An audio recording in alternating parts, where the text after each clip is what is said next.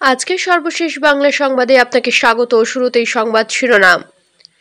মাহমুদুর রহমান কেন কারাগারে, আসিফ নজরুলের ব্যাখ্যা।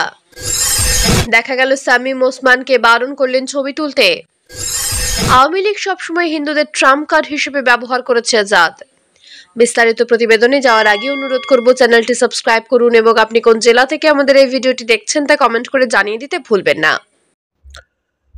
এই বছরের পূজায় নানা রকম অঘটন ঘটার সম্ভাবনা আছে বলে দুদিন আগেই কথা বলেছিলাম, এবং সেই ভিডিওতে আমি একটা বিদেশি পত্রিকা, আমেরিকার খুব বিখ্যাত পত্রিকা ব্লুমবার্গের একটা রিপোর্ট দেখে বলেছিলাম যেটা নিয়ে একটু বিস্তারিত কথা বলা দরকার আছে।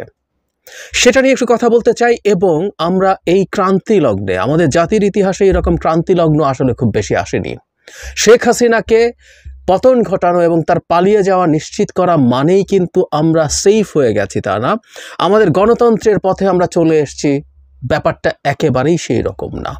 এর মধ্যে নানা রকম সংকট আছে, বিপদ আছে আমাদের সামনে, এবং এই মুহূর্তে আমাদের সামনে যে ঝুঁকিটা সামনে মাথা চাড়া দিয়ে উঠছে সেটার ব্যাপারে আমাদের সকলের সতর্ক হওয়া দরকার আছে। আমাদের মনে রাখতে হবে, বাংলাদেশে একটা অস্থিতিশীল পরিস্থিতি তৈরি করার জন্য দেশের ভেতরে এবং দেশের বাইরে, স্পেসিফিকলি যদি বলি ভারতের দিক থেকে সেই ধরনের চেষ্টা থাকতেই পারে, থাকার কথা। আর দেশের ভেতরে আওয়ামী লীগের বেসুমার টাকা খরচ করা, তাদের প্রশাসন, তাদের পুলিশ, তাদের অন্যান্য জায়গায় থাকা লোকজন নানা রকম চেষ্টা করবে, সেটা আমাদের মাথায় রাখতে হবে। ব্লুমবার্গের রিপোর্টটা নিয়ে কয়েকটা কথা একটু যোগ করতে চাই। তারপর আমি আসলে আমাদের কি করণীয়, এবং আমাদের সবাই, আমাদের এই দেশটা আমাদের প্রত্যেকটা মানুষের, বাম ডান মধ্য বাম মধ্য ডান সবার, প্রত্যেকটা মানুষের এই মুহূর্তে খুব সতর্কতা দরকার। কিন্তু আমি দেখছি অনেক ক্ষেত্রে সম্ভবত আমরা খুব সতর্কভাবে নিচ্ছি না। আমরা পৃথিবীর সিস্টেমটা, পৃথিবীটা কিভাবে চলে, কিভাবে রান করে, সেটা যদি খুব ভালোভাবে না বুঝি, আমাদের জন্য বিপদ অনিবার্য হয়ে উঠবে। এবং সেরকম কিছু আলামত দেখছি আমরা অনেক ক্ষেত্রেই এই রকম পথে যাচ্ছি, যেটা আমাদের জন্য বড় বিপদ তৈরি করতে পারে। ব্লুমবার্গের রিপোর্টটা নিয়ে একটু বলি। রিপোর্টটা করেছেন কায়েস রুলস।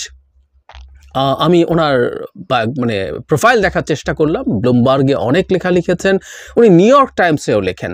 এই ভদ্রলোক এই জোনেই, সাউথ এশিয়াতে অনেক বেশি ছিলেন, ফলে আমাদের সাউথ এশিয়ান কান্ট্রিগুলো নিয়ে তার অনেকগুলো রিপোর্ট গ্লোবালি খুবই রেসপেক্টেড পত্রিকায় পাবলিশড হয়েছে।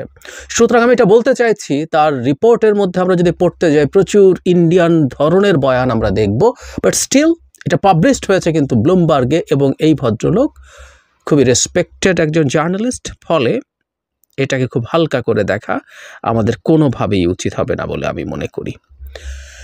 এই রিপোর্টটা শুরু হয়েছে, আমরা এই রিপোর্টটা নিয়ে আমাদের এখানে এক্সট্রিমিজম বাড়ছে কিনা এই ধরনের কথাবার্তা দিয়ে শুরু, এবং এই রিপোর্টটা শুরু হয়েছে তুরিন আফরোজের ঘটনা নিয়ে। তুরিন আফরোজ আক্রমণের শিকার হয়েছেন, হামলার শিকার হয়েছেন তার বাসায়, যেখানে গিয়ে কিছু ইয়াং পিপল তাকে হামলা করেছে, তার শরীরে পেন্সিল দিয়ে খোঁচা দিয়েছে, তার পায়ে সিগারেটের আগুন দিয়ে পুড়িয়ে দিয়েছে, এবং তার মাথার চুল কেটে দিয়েছে। এটা এই রিপোর্টে আছে। আমি পরে বাংলাদেশের পত্রিকা খুঁজতে গেলাম, আমি খুব সারপ্রাইজড হয়ে দেখলাম 11 অগস্ট এই ঘটনাটা ঘটেছিল, খুব অল্প দিনের মধ্যে শেখ হাসিনা পালিয়ে যাওয়ার। কিন্তু বাংলাদেশের অনেক পত্রিকায় এই রিপোর্টটা নেই, হাতে গোনা দু একটা জায়গায় এসছে, এবং আমি জানি না এটাকে নিয়ে আমরা কেন সেই অর্থে কথা বলিনি। খেয়াল করি, আমরা ঝোঁকের মাথায় কাজ করেছি অনেক, এবং এই কাজগুলো এখন এক একটা প্রমাণ হিসাবে এক্সাজারেটেড ওয়েতে ব্যবহৃত হচ্ছে। তুরিন আফরোজের ওপর এই ধরনের ঘটনা যেটার নামেই করা হোক না কেন, তুরিন আফরোজের বয়ান বলছে তার কাছে এসে তিনি কেন ইসলামী জীবনযাপন করেন না, তিনি কেন হিজাব পরেন না, এসব বলে তুরিনের ভাষ্য মতে তার চুল কেটে দিয়েছে এবং ইত্যাদি ইত্যাদি করেছে, তার উপরে অত্যাচার করেছে। আমরা হুজুগের মাথায় কাজ করে ফেলি, কিন্তু ওই যে বললাম, এই জিনিসগুলোই আলটিমেটলি এক ধরনের সংকট আমাদের ক্ষেত্রে, আমাদের জীবনে, আমাদের মধ্যে তৈরি করে। এই ব্যাপারটা একটু মনে রাখা দরকার। ওই রিপোর্টের মধ্যে আছে আমাদের ঘটনার পর স্কাল্পচার ভাঙা হয়েছে। ওখানে শুধু শেখ মুজিব না, আরও কিছু স্কাল্পচারের কথা উল্লেখ আছে যেগুলোর সাথে শেখ মুজিব জড়িত নন, এরকম বেশ কিছু স্কাল্পচার ভাঙা হয়েছে। সত্যি কথা হচ্ছে এই ধরনের কিছু স্কাল্পচার ভাঙা হয়েছে, এর মধ্যে কোনো ভুলের কিছু নেই, এটা আছে। এবং এটাকেও তারা এই ইসলামিক এক্সট্রিমিজমে মাথা চাড়া দিচ্ছে বলে ন্যারেটিভ তৈরি করার চেষ্টা করছে। এর মধ্যে এসছে বাংলাদেশে দীর্ঘদিন জঙ্গিবাদের ঝুঁকি ছিল। আমরা জানি এই জঙ্গিবাদকে পোষা হয়েছে শেখ হাসিনার দিক থেকে, পোষা হয়েছে এই কারণে যে বাংলাদেশে একটা ফর্মের একটা লো ইন্টেন্সিটি একটা জঙ্গিবাদ আছে, যেটা শেখ হাসিনা খুব দৃঢ় হাতে কন্ট্রোল করছেন। সেই জিনিসটা তার অন্য অপরাপর যত অপরাধ আছে সেগুলোকে ধামাচাপা দেওয়ার একটা অস্ত্র ছিল, যে আমি যেভাবেই ক্ষমতায় থাকি না কেন, ভোট হোক না হোক, যাতে ক্ষমতায় তাকে রাখা হয়, কারণ তিনি যদি ক্ষমতায় না থাকেন তাহলে এই জঙ্গিবাদ, তার ভাষ্যমতে যে শব্দ আমরা ব্যবহার করা হয় সেটা মাথা চাড়া দিয়ে উঠবে। এই রিপোর্টে সারপ্রাইজিংলি ওনারা উল্লেখ করেছেন যে ভারতীয় এবং ওয়েস্টার্ন যেসব বিশেষজ্ঞ আছে তারা এই কেওটিক অবস্থায় ইসলামিক এক্সট্রিমিজম মাথা চাড়া দেওয়ার ঝুঁকি বোধ করছেন। এখানে উল্লেখ আছে জনাব মোদির কথা। জনাব মোদি মানে শেখ হাসিনার অনেক সমালোচনাও আছে এখানে। শেখ হাসিনা কীভাবে মানুষকে অপ্রেস করেছেন, কীভাবে অবৈধভাবে ক্ষমতায় থেকেছেন, কীভাবে ফালতু উন্নয়নের ন্যারেটিভ তৈরি করেছেন। এটার জন্য ইভেন দেবপ্রিয় ভট্টাচার্যের কোট আছে এখানে, উনি এগুলো ডিবাঙ্ক করেছেন। অনেকের সাথে কথা বলেছেন, রিজওয়ানা হাসান উপদেষ্টার সাথে কথা বলেছেন শেখ হাসিনা সম্পর্কে, মির্জা ফখরুল ইসলাম আলমগীর সম্পর্কে কথা বলেছেন। সজীব ওয়াজেদ জয়ও কিন্তু বাংলাদেশে এখন জঙ্গিদের জিহাদিদের দখলে বলে এই ধরনের আলাপ তুলছেন। যেটা বলছিলাম যে জনাব নরেন্দ্র মোদীকে কোট করে বলা হচ্ছে যে এই যাবতীয় সব খারাপের পরও মোদী শেখ হাসিনার উপর রিলাই করেছেন এবং তাকে প্রশংসা করতেন, কারণ তিনি ক্ষমতায় থাকার কারণে ইসলামিক এক্সট্রিমিজম নিয়ন্ত্রণে আছে। আমরা পাল্টা প্রশ্ন মুহূর্তে করে ফেলতে পারি, বাংলাদেশে যদি ইসলামিক মাহমুদুর রহমান কেন কারাগারে, আসিফ নজরুলের ব্যাখ্যা। দৈনিক আমার দেশ পত্রিকার ভারপ্রাপ্ত সম্পাদক মাহমুদুর রহমানের কারাগারে যাওয়ার বিষয়ে জনমনের উদ্বুদ্ধ প্রশ্নের জবাব দিয়েছেন আইন উপদেষ্টা অধ্যাপক আসিফ নজরুল। এক ভিডিও বার্তায় তিনি বলেছেন, সাংবাদিক হিসেবে মাহমুদুর রহমান আদালতে আত্মসমর্পণ করার পর তার সাজার আদেশ স্থগিত করার জন্য আবেদন না করায় সরকারের কিছু করার ছিল না। যদি তিনি আবেদন করতেন তাহলে আমরা অবশ্যই তার কারাদণ্ড স্থগিত রাখার সুপারিশ করতাম, বললেন আসিফ। তিনি বলেন, এই ঘটনায় অনেকেই মর্মাহত এবং ক্ষুব্ধ। আপনারা হয়তো ভাবছেন বর্তমান সরকারের আমলে ছাত্র আন্দোলনের পর ফ্যাসিসবাদী বিরোধী আন্দোলনের অন্যতম নেতা মাহমুদুর রহমান কেন কারাগারে। আসিফ নজরুল বলছেন, মাহমুদুর রহমানের প্রতি আমার প্রচুর শ্রদ্ধা রয়েছে। এই দেশের শেখ হাসিনার অধীনে ফ্যাসিবাদী শাসন ছিল এবং এর বিরুদ্ধে তিনি যে বুদ্ধিবৃত্তিক সংগ্রাম শুরু করেছিলেন তা প্রশংসনীয়। এর জন্য তাকে নির্যাতন ও নিপীড়ন সহ্য করতে হয়েছে। তিনি জানেন মাহমুদুরের মামলার বিচার সম্পন্ন হয়েছে এবং শাস্তির আদেশও হয়েছে। আসিফ আরো বলেন, দেশে ফেরার আগে মাহমুদুরের স্ত্রীর নামেও একটি ভিত্তিহীন মামলা করা হয়েছিল। তিনি সেই মামলায় তার সাজা স্থগিত রাখার জন্য আবেদন করেছিলেন এবং স্বরাষ্ট্র মন্ত্রণালয় যখন আমাদের মতামত চেয়েছিলেন তখন আমরা ইতিবাচক দৃষ্টিভঙ্গিতে দৃঢ় সুপারিশ করেছিলাম।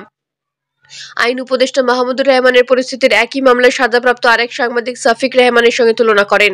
সফিক রহমান স্থগিতাদেশের জন্য আবেদন করেছিলেন এবং আমাদের সুপারিশের ভিত্তিতে তার আবেদন মঞ্জুর করা হয়েছিল। মাহমুদুর রহমান তা করেননি। তিনি মাহমুদুরের পরিস্থিতির আইনগত দিকটি স্পষ্ট করে বলেন, যে আদালত তাকে সাজা দিয়েছে সেই আদালতেই তিনি জামিনের আবেদন করেছিলেন। আমাদের ফৌজদারি কার্যবিধি অনুসারে যদি কোনো আদালত 1 বছরের বেশি মেয়াদের সাজা দেয় তবে তারা জামিন দিতে পারেন না। তবে যদি উচ্চ আদালতে আপিল করা হয় তবে সেই আদালত জামিন দিতে পারে।